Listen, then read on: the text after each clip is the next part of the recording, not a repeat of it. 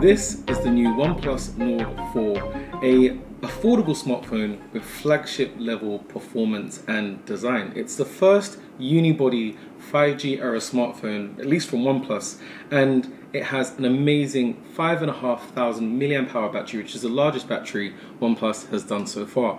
But let's get into the design before we get into the specs. This is, as I said, a full unibody design, all metal.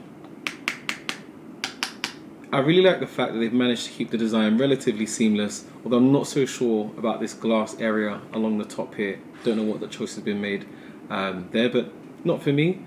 I would have preferred it to be completely metal, but I do think otherwise it does look absolutely beautiful.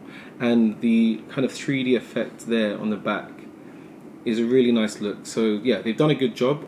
On the side here, you've got the notification switch, which I like, a physical switch to turn off notifications, and on the side you've just got volume and power. Bottom USB-C, there is no headphone jack unfortunately, but some people probably won't care about that. On the top, something that I really love is it looks like it has an IR blaster. I haven't had a chance to try that yet, but I'm a big fan of IR blasters, so if that is one, I'm really happy with that. First impressions, it seems super snappy. It runs Snapdragon 7 Plus Gen 3, which is really impressive for a phone that is as affordable as this. It's got a 6.7-inch screen and 16 gigabytes of RAM with 512 gigabytes of storage. As I said, that is flagship level specs in such an affordable device, so I'm really impressed with that. Now, there is no micro SD slot, just a dual SIM slot. But I did mention it does come with 512 gigabyte storage, so that is plenty of storage for most users.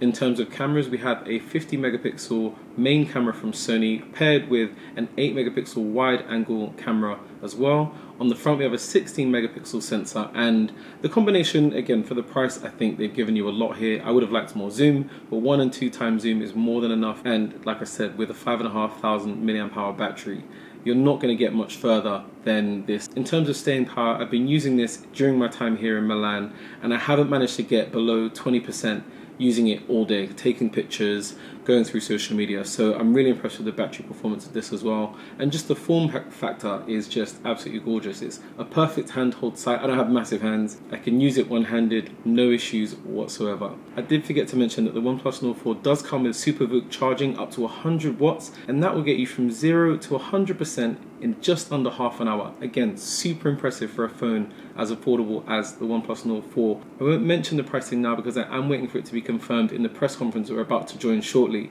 but I will put it in the description below once I have that information. Now, the Nord 4 does come in 3 colors, or what they like to call Nord tones. You have Obsidian Midnight, you have Oasis Green, and you have this version which I have, Mercurial Silver. The Mercurial Silver is actually my favorite version of the 3, but some people seem to be really big fans of the Oasis Green as well.